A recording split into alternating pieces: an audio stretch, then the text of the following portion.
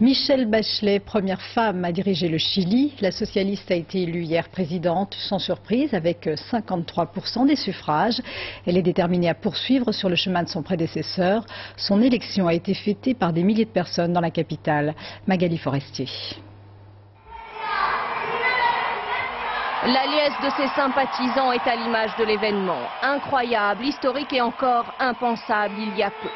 Une femme élue à la tête d'un des pays les plus conservateurs d'Amérique du Sud. À 54 ans, Michelle Bachelet triomphe. Avec plus de 53% des suffrages, la candidate de la coalition de centre-gauche Concertación devient la première présidente du Chili.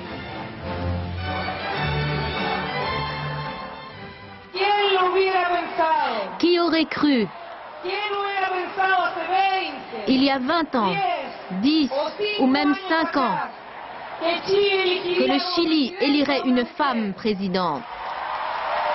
Beau joueur, le candidat de la coalition de droite, l'homme d'affaires et milliardaire Sebastián Pinera, reconnaît sa défaite et le triomphe de sa rivale.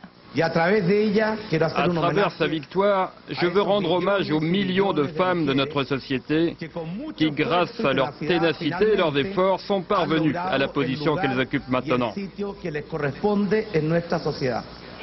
Sur l'Alameda, la grande avenue de Santiago, la rue crie victoire. Celle des femmes, dans ce pays très conservateur où l'avortement est encore un délit, où le divorce est permis depuis seulement 2 ans et où 6 femmes sur 10 restent à la maison.